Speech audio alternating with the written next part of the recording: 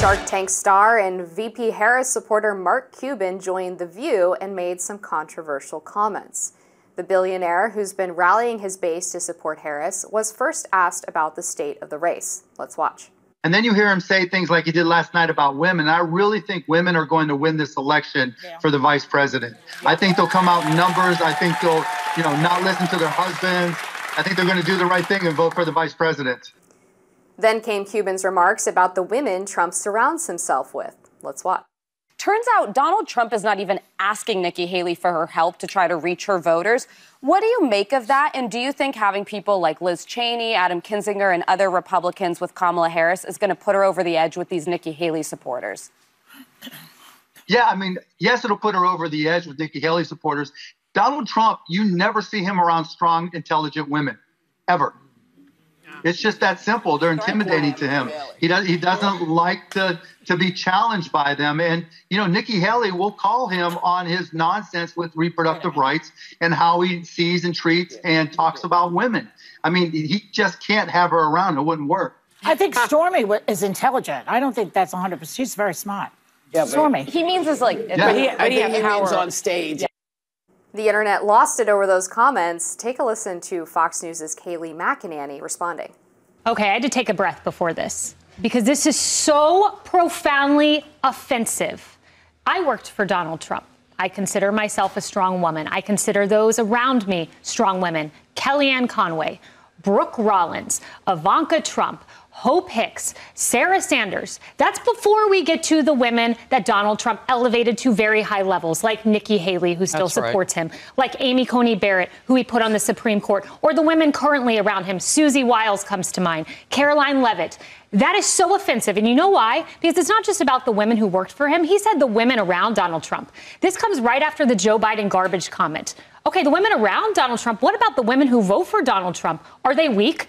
Are they dumb? Did Mark Cuban just insult any woman who supports Donald Trump? Because it's a little, very small step from that. And this is an official Harris campaign surrogate, Mark Cuban. That is misogynistic in my view.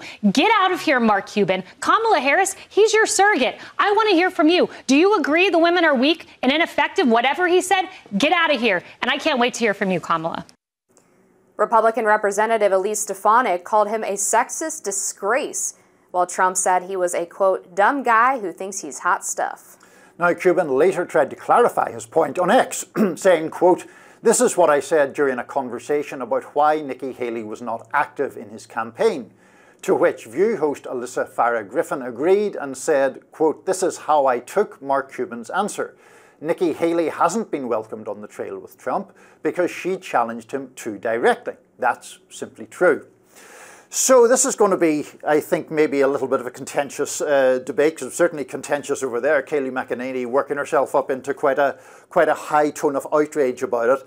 I think that, I think that Mark Cuban is prone to that thing that millionaires and billionaires are generally susceptible to, which is expressing themselves with an excessive amount of confidence. At least they can talk and not lose their voice, though, which I appear to be doing slightly. Pardon me. But I think that his point was too crude a version of a legitimate point, which is that Trump doesn't actually like to be challenged, generally speaking, whether it's with women or men. And there is additionally a history of making pretty off-color comments about women, saying about Carly Fiorina, look at that face, who would vote for that? The famous Megyn Kelly, blood coming from her wherever comment. And then just within the past couple of days making this statement that he's going to protect women whether they like it or not. So I think Trump's attitude toward women is fair game and can be fairly criticized. I think Cuban's phraseology was rather crude and hyperbolic. Yeah, no kidding. Donald Trump, you never see him around strong, intelligent women ever. It's just that simple. He can clarify it and claim he was just talking about being challenged, but that's not really what he was saying in this initial statement.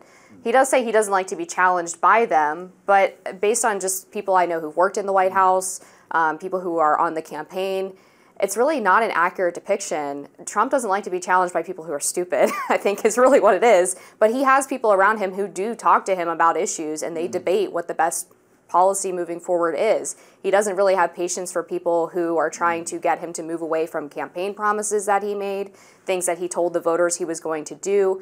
He doesn't like when people come in and say, no, we can't do that because of X, Y, and Z. He'll say, no, let's figure out a way to do it. So I think it's just a common misconception from the media that he just is surrounded by yes people. I don't think that's accurate at all. And I do think the comment from Mark Cuban was fairly offensive to a lot of the women who work for Donald Trump and probably don't appreciate being characterized as lapdogs that would never say anything negative or push back against their boss. But you don't think that, I mean, Trump has reversed himself at various times with people who he has previously been extremely critical of, largely on the basis that they suddenly turn around and kind of suck up to him. So there's, I mean, the idea that these are sort of principled disagreements, I'm pretty skeptical of. It seems to me that if you take a Lindsey Graham or a Ted Cruz or whoever it should happen to be, he becomes a fan of people as long as they back him. Elon Musk would be another example of that, where there has been variations in that relationship. But Trump's warmth toward Musk seems purely based upon the degree to which Musk is willing to bat for his team. I guess the question is, do you think that Musk and Lindsey Graham are using Trump, or if it's the other way around? Well, no, that's a valid question. Yeah, no, absolutely. So, I mean, that's part of it. Another thing I wanted to point out in this video is Mark Cuban doing this hit from his private jet, which is like just separately pretty hilarious. But look, the comment that Trump made about whether they like it or not was obviously very poorly phrased and similar to what Mark Cuban is arguing, that it was taken the wrong way. But this is such an unforced error for the Kamala campaign when they are making this argument that Trump is the one who's offensive and a bully to women and that they have this huge gender gap advantage. You have not only Mark Cuban coming out on the campaign trail for Kamala and making a comment like this, which is akin to Joe Biden's garbage comment, but you also have friends of the campaign running this ad with the voiceover from Julia Roberts suggesting that women lie to their husbands about who they vote for because if you're in a relationship with a Republican man, that he's going to be domineering or abusive even if he finds out that you voted for someone that he doesn't like. And even the idea that a married couple wouldn't know each other's politics or who they might be voting for, I find incredibly out of touch. The concept is very foreign to me, I must say. And then Kamala Harris during a recent rally having this Freudian slip where she says, I have fought for many who have harmed other human beings, trying to make this case that she's going to protect women unlike Trump because she has this prosecutorial experience,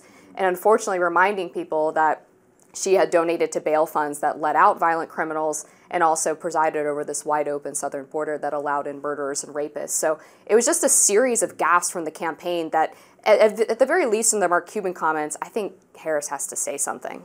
I think the one point there that I would disagree with you on, I think, is the Julia Roberts ad. Now, I'm glad to hear that you and your husband have a marriage where you discuss all these things very openly and candidly, and people have whatever views that they have. I am not totally convinced that every marriage in the country is like that, or that every marriage in the country has very candid discussions of politics, especially when we're in such a polarized time. And to me, the Julia Roberts ad, you could argue about the framing of it. Did it suggest that women were too timorous or their husbands too intimidating? You could definitely make that argument. But I think it was more just like, look, it's a secret ballot. Vote for who you believe in, not who you think is not only going to get sort of spousal approval, but who you think might get societal approval in your circle. Don't worry if you're bucking that trend to vote for whoever you wish. Oh gosh, yeah, we've been so agreeable. I know. Sorry, that one is so distasteful to me. Well, fair enough. Well, that's how it goes. But I think that the Cuban thing is a distraction. I wonder sometimes if it's one of those ones where the outrage level is being amped up for political purposes. I think something like the Biden garbage comment was much worse.